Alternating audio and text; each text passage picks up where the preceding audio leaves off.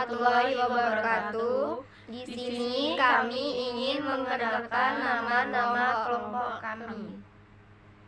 Pertama, saya Nia Armitasari dan di sebelah saya ada Selvi Rahmadani dan di sebelah Selvi ada Selvi Safaria dan di sebelakang Selvi ada Yuli Alianti. Dan satu anggota kelompok kami yang berhalangan tidak bisa hadir bernama Quinta Kusnul Fatimah. Pada video ini kami akan menjelaskan tentang ISO layer. Assalamualaikum warahmatullahi wabarakatuh. Perkenalkan, nama saya Selvi Ramadhani. Di sini saya akan menjelaskan tentang model Open System Interconnection (OSI). OSI ada 7 layer, yaitu Physical Layer, Data Link Layer, Network Layer, Transport Layer, Session Layer, Presentation Layer, dan Application Layer. Modul OSI atau Open System Interconnection diciptakan oleh International Organization for Standardization (ISO) yang menyediakan kerangka logika terstruktur bagaimana proses komunikasi data berinteraksi melalui jaringan. Dahulu, komunikasi data yang melibatkan komputer-komputer dari vendor yang berbeda-beda, masing-masing vendor menggunakan protokol dan format data yang berbeda-beda. Sehingga ISO membuat suatu arsitektur komunikasi yang dikenal sebagai model OSI yang mendefinisikan standar untuk menghubungkan komputer-komputer dari vendor yang berbeda. Fungsi OSI layer adalah mengupayakan membuat sistem jaringan komputer yang menunjang interoperabilitas antar pemasok yang berbeda, sehingga memudahkan perangkat dari vendor yang berbeda bisa berkomunikasi. Secara umum, fungsi dan penjelasan masing-masing layer adalah sebagai berikut. 1. Physical layer. Untuk mendefinisikan media transmisi jaringan, sinkronisasi bit, arsitektur jaringan seperti Ethernet, topologi jaringan, dan pengabelan. Selain itu, level ini juga mendefinisikan bagaimana network interface card atau NIC dapat berinteraksi dengan media kabel atau radio.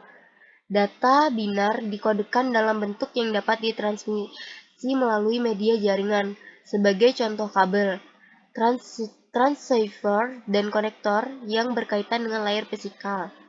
Peralatan seperti repeater, hub, dan network card berada pada layer unit. Data link layer untuk menentukan bagaimana bit-bit data dikelompokkan menjadi format yang disebut sebagai frame. Selain itu, pada level ini terjadi koreksi kesalahan, flow control, pengelamatan perangkat keras, seperti halnya media access control, address, atau MAC address, dan menentukan bagaimana perangkat-perangkat jaringan seperti hub, bridge, repeater, dan switch layer 2 beroperasi. 2. Data link layer. Untuk menentukan bagaimana bit-bit data dikelompokkan menjadi format yang disebut sebagai frame. Selain itu, pada level ini terjadi koreksi kesalahan, flow control, pengelamatan perangkat keras seperti halnya media access control, address, atau MAC address, dan menentukan bagaimana perangkat-perangkat jaringan seperti hub, bridge, repeater, dan switch layer 2 beroperasi. Network layer. Untuk mendefinisikan alamat-alamat IP dan menyediakan fungsi routing sehingga paket dapat dikirim keluar dari segmen network lokal ke suatu tujuan yang berada pada suatu network lain. Contoh protokol yang digunakan seperti IP. 4. Transport layer. Untuk memecah data ke dalam paket-paket data serta memberikan nomor urut ke paket-paket tersebut sehingga dapat disusun kembali pada sisi tujuan setelah diterima. Selain itu, pada level ini juga membuat sebuah tanda bahwa paket diterima dengan sukses, acknowledgement, dan mentransmisikan ulang terhadap paket-paket yang hilang di tengah jalan. 5. Session layer.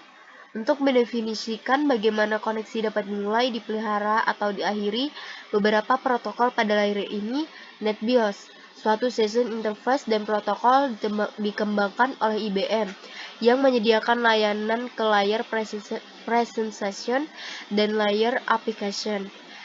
NetBUI atau NetBIOS Extended User Interface, suatu pengembangan dari NetBIOS yang digunakan pada produk Microsoft Networking seperti Windows, NT, dan LAN Manager. ADSP atau Appletel Data Stream Protocol. PAP, Printer Access Protocol, yang terdapat pada printer PostScript untuk akses pada jaringan AppleTel. 6. Presentation Layer. Untuk mentranslasikan data yang hendak ditransmisikan oleh aplikasi ke dalam format yang dapat ditransmisikan melalui jaringan, protokol yang berada dalam level ini adalah perangkat lunak redirector atau redirector software. Seperti layanan workstation dalam Windows NT dan juga network self, semacam Virtual Network Computing atau VNC, atau Remote Desktop Protocol atau RDP. 7. Application Layer. Sebagai antarmuka dengan aplikasi dengan fungsionalitas jaringan, mengatur bagaimana aplikasi dapat mengakses jaringan dan kemudian membuat pesan-pesan kesalahan. Protokol yang berada dalam lapisan ini adalah HTTP, FTP, SMTP, dan NFS. Assalamualaikum warahmatullahi wabarakatuh. Saya atas nama Nia Armitasari. Di sini saya akan melanjutkan penjelasan dari Selfie. Berikut dari cara kerja OSI Layer. 1. Application Layer akan mentransfer data yang dikirim oleh user untuk perangkat penerima. Kemudian ketika sampai di Presentation Layer, maka akan terjadi konversi format jaringan dari email. 2. Lalu session layer bertugas menjabatin transmisi data ke seluruh pengiriman hingga selesai. 3. Kemudian sesampainya di transfer layer, data akan dipecah menjadi beberapa bagian, kemudian disatukan kembali setelah sampai ke tujuannya. 4. Selanjutnya, network layer akan mencarikan rute jaringan yang terbaik, agar data bisa tersampaikan dengan benar. 5. Nah, proses berlanjut ketika sudah di data link layer, yaitu akan membagi data menjadi berbentuk RAM. 6. Setelah itu akan menuju physical layer. Data akan dikirimkan melalui perantara jaringan ke penerima. 7. Untuk langkah terakhir, alur pengiriman data akan berganti dari physical layer menuju application layer. Mekanisme OSI Layer berdasarkan contoh email mungkin kamu akan kesulitan untuk memahami. Bagaimana cara kerja dari OSI Layer tanpa diberikan sebuah contoh? Dalam menjelaskan mekanisme kerja OSI Layer, maka akan digunakan contoh seseorang saat mengirim email. Tahap pengiriman email yang melibatkan OSI. Pertama, application layer melakukan pengiriman data ke komputer lainnya. 2. Presentasi layar mengkonversikan email menjadi format yang dapat dikenali jaringan. Session layer bertugas melancarkan transmisi penjalanan data email sampai proses pengiriman selesai. 4.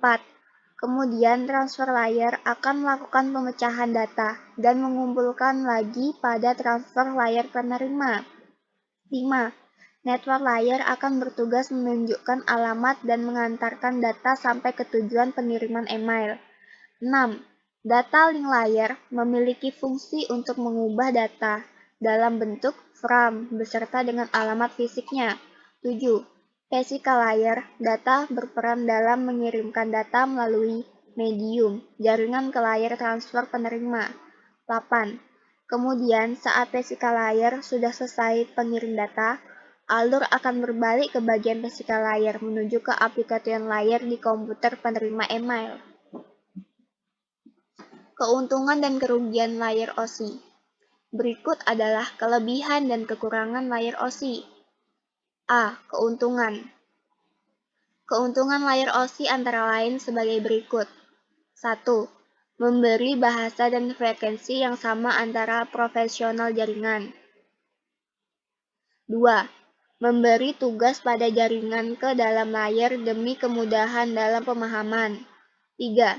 Memberi keluasan fitur khusus pada level berbeda. 4. Memudahkan dalam troubleshooting. 5. Mendorong standar antar jaringan dan perangkat. 6. Memberi modularity dalam fitur jaringan. B. Kerugian. Kerugian dari layer OSI antara lain sebagai berikut. 1. Hanya teoritis dan tidak melakukan fungsi sesungguhnya. 2. Dalam implementasi industri jaringan jarang mempunyai hubungan layar ke layar. 3. Protokol yang berbeda dalam stack melakukan fungsi yang berbeda, membantu pengirim dan penerima pesan secara keseluruhan. 4. Implementasi suatu protokol tertentu bisa tidak mewakili setiap layar. Sekian dari penjelasan saya. Wassalamualaikum warahmatullahi wabarakatuh.